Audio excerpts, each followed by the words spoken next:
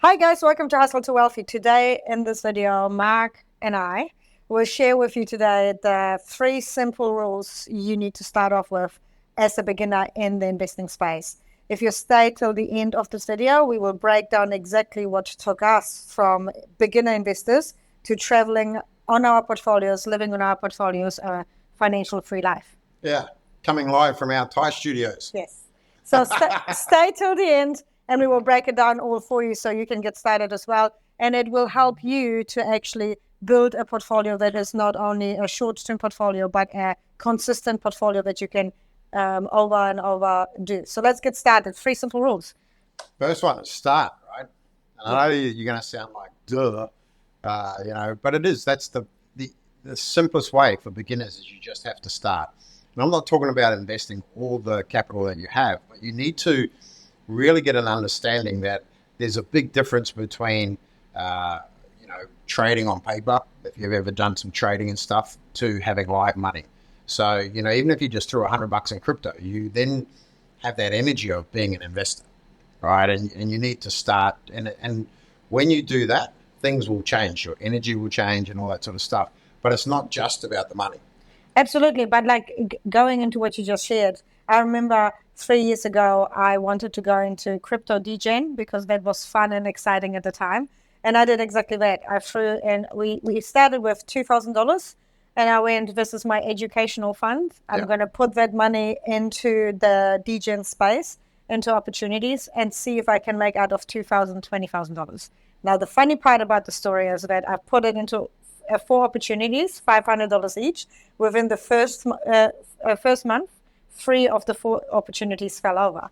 So, I could have gone and said, oh yeah, this is me, I'm out, but I had still $500. I was committed to making 20K. And I took the $500 out of that opportunity. I broke them down into 5 times $100. How painful is that? You're right now going, oh my God, she had to claim like 50 cents a day, right? Yeah, absolutely. So I did that. And then I in that year, I did $22,000 out of my $500. That's pretty good. I think that was a good return on investment. And that was really because I just got started. I had this feeling I should have probably done the research and the due diligence before I jumped into the opportunities. But as soon as I put money on it, that little bit of money that I had, I then went and literally just jumping deep diving into what I wanted to learn about these opportunities and figured out that maybe I shouldn't have put the money in there in the first place. No, yeah. I mean, you do, right? I mean, we have this saying, right? You're going to pay for your education one way or another, whether the market educates you, right? Or you educate yourself. And generally it's a bit of both, right? Don't get me wrong. We're still getting educated by the market in different strategies here and there. But the starting process is not just about the money. You have to start your education. And this is why you're, listening to these podcasts, YouTube channels, whatever it is. You also got to start in a community of like-minded people. And it's not an indirect pitch for, come and join the International Academy of Wealth, right? But hey, come and join the academy.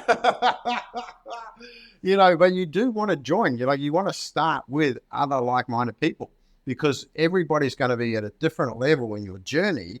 And imagine being around people who are beginners, right? And then you've got people who are above you and they help bring you up as well. And then the next level and the next level.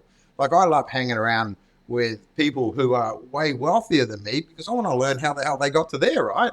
And if I can get to there, then I can help everyone else come up to the next level. Yeah, that's like the Aston Martin Club. Yeah, right. And look, we've got a couple of special guests coming on. I did a couple of other recordings last week. And these guys are, 100 times wealthier than I am. I'm talking like 100 million plus. And you wouldn't know it. You know what I mean? Like you wouldn't know that they are at that level. One of the guys said that, and I won't disclose the deal he's doing, but he casually goes, I just chucked $7 million in. And this was a casual thing, right? Yeah. So for me, if you're listening to this, guys, I'm a beginner at that level, if that makes sense. He's talking about, and the joint venture partner's chucking in 47. Oh, well, 7 million is not that big a deal, right? Yeah, right. Whatever. So it's funny you say this because Tyrell and I had this, we drove an Aston Martin the other day, right? Just to feel our end game. We're like, we're going to buy this car. Yeah. And the conversation wasn't how can we afford this car? The conversation was how much will this car make us as an investment? And not by driving it, but being connected by every other Aston Martin person in New Zealand. And then you're meeting these people who have, millions and billions of dollars. So we literally went to make the Aston Martin worthwhile. What ROI would we need to get out of the community, right? From like education, knowledge, joint ventures, all that kind of stuff, to go and say it was worthwhile us buying an Aston. Very different thought process, right? Oh, and I'm glad you guys are looking at Aston Martins and not Porsches, right? Because I know Tyrell loves his Porsches, and he must be the only Porsche driver that's not a dick. I'll make sure he listens to that. Mate, and I mean that with absolute love, because he's definitely not a dick, right? But I just find most Porsche drivers, I look at him and go, man, you're a dick. But when we're going back to starting, right, yeah. off topic. So when we're going and starting, the importance about community is you might feel that you're alone, that you've got no one else to talk to, that there's no one in your friend circle, family circle, or anyone who is thinking ambitiously about investing, right? Their investment journey might be I bought a property, this is my home, and I want to pay it off. And you have just a very different level of thinking. So you want to surround yourself by people who take these conversations seriously into the next level. We have members in our community that meet fortnightly, and they just talk everything investment journey. I know that every time I talk to any of our friends or members in the community, it's not about like how's the weather or how do I pay off debt. It's about how do I use good debt to produce more returns. How do I elevate my portfolio? So you want to surround yourself with people where you can have these conversations to bring out the confidence in you to go, I actually can do this, rather than going, oh, everyone's telling me I can't. It's funny, we've just joined a property club, and in the property club, everyone's like putting 20, 30, 40 offers on houses every day, every week, right? And we're almost like excelling in like how many offers can I put in 1 week? While everyone in our friend circle that isn't part of any of these communities are all telling us about, oh, don't touch a flip because, the can of worms you're going to open, you might burn yourself, etc., etc. So we're getting from our circle of family pushback in that strategy because they're all worried for us. And you might experience the same thing, that you go, I want to dream bigger, but because they don't know how, they're not trying to keep you small. They're just worried for you, or they might, they want to stay on the same level. So they are unintentionally not allowing you to be who you want to be and learn in this space. Yeah, I love that, man. And I think a good example of community like that, we had a fairly new member, and look, long story short, new to crypto, we had an opportunity that was closing. She really wanted to get in it.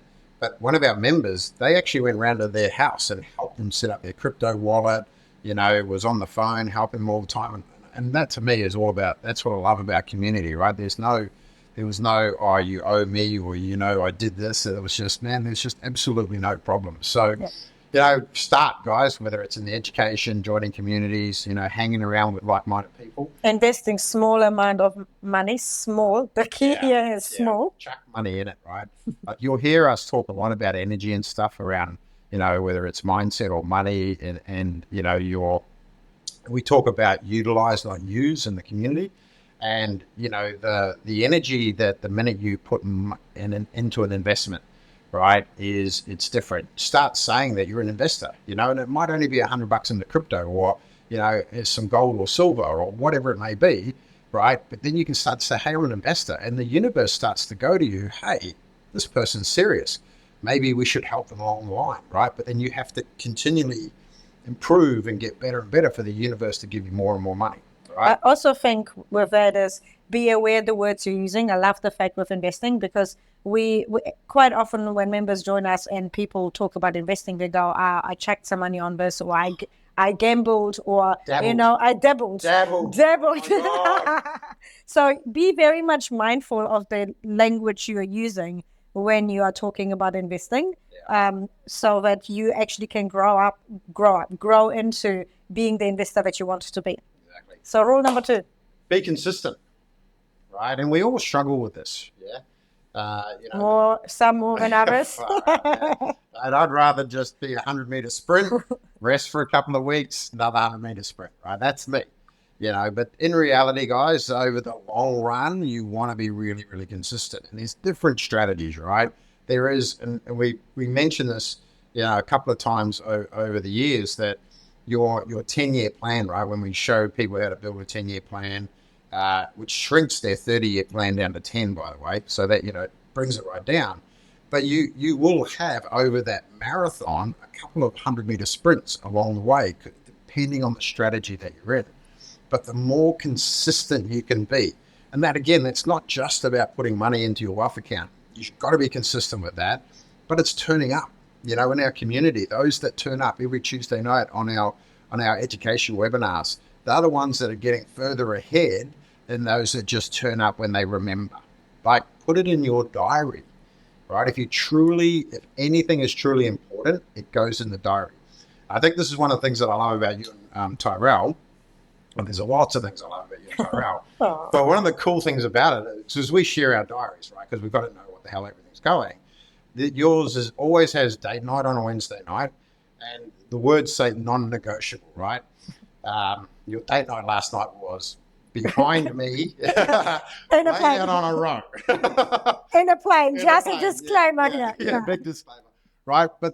And then the other one is on a Monday, and it's you review your portfolio. Yeah, 90-minute money date. So it's on a Monday morning, right? So it's the start of the week.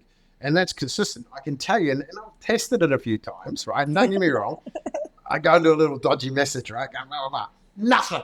Nothing for 90 minutes, right? So you've got to be consistent.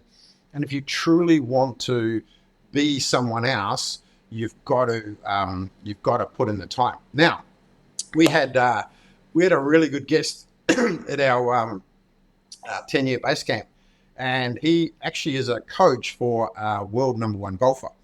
And I love the story that he tells his son, right? Because most people think, you've got to sacrifice something to get something else. And he goes, no, you just got to make a choice, right? Do you want to do the easy way? Because his son's in that age where, he can go run amok with his friends, go drinking, sleep late, all that, right? Or, which is the easy way. And that sounds weird. Or the hard way, which is to get up at 6 a.m., smash some balls around, da-da-da-da. And his son, rather than saying sacrifice, so what are you going to do? You're going to take the easy way, which is stay in your comfort zone, work for the next 40, potentially 50 years. The government may give you some money, right? And it's a big may. I know they don't have it, so they're not going to have it in the future, right? Or are you just going to take the hard option and start putting things in your diary, be consistent, turn up every single day? And now you might go and say, this is nice and easy to say for you guys because you live on your portfolio and you have time freedom. I remember when I first started as an investor, I didn't have time freedom. I worked 100 hours plus, so it wasn't like I had enough time. But I consistently made my drive to work is where I listened to podcasts or heard some YouTube videos or the membership site, whichever one, to go and say, okay, I need to familiarize myself with all these things. So I was just choosing to shift some things that I'm doing. Or there was a time where I used to do Sunday prep and every week because I worked 100 hours a week. So every Sunday afternoon I would do food prep, and instead of watching Netflix or any TV show, I would literally watch webinars and YouTubes and podcasts in that time while I was cooking, and literally with my wireless headphones running around cooking, prepping, going, with a notepad on the side, making all the little notes of I need to follow up on this or follow up on that. So there is lots of little strategies. Vacuuming is a great one. I mean, our house is big, so it takes us an hour to vacuum, right? And you just chuck in your headphones and you go, off I go, or washing or whatever you're doing, right? Just to create some space. So it's not so much about taking away, going and saying, I already have a busy life. It's literally prioritizing. You're all right there, dying here slowly? What the hell? Could you die quietly? I know, right? Sorry. All right. So that was rule number 2. And then rule number 3. Hopefully I didn't pop your eardrums on that. Look, number 3, guys, is don't stop, right? Because the journey is definitely going to be like this, right? But what we've noticed is no one stops here, right? They always stop here. But you'll find if you don't stop, you'll get back to here and then here and then here. And that is the key for me. You don't stop, no matter what happens. You learn, you reevaluate,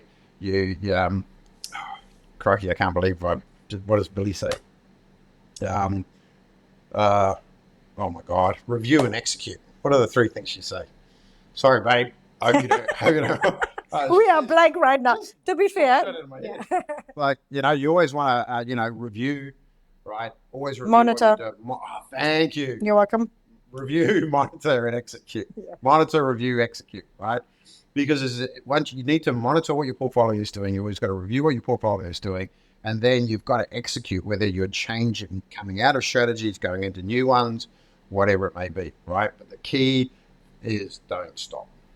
And I think execution is like my favorite, right? Because a lot of people, you might be listening to the podcast, you're doing all the things that we just said, like get educated, you are surrounded by the community, but if you're not taking the steps and you're not executing, you're not going to get anywhere. Yeah. And with especially the don't stop is really relevant, and I think it's really important when you think about like something goes wrong in your portfolio. And I can 100% guarantee something will go wrong in your portfolio. A strategy might not work, an opportunity might fall over, a house might have termites and you have to now burn it down, like whatever it is, right?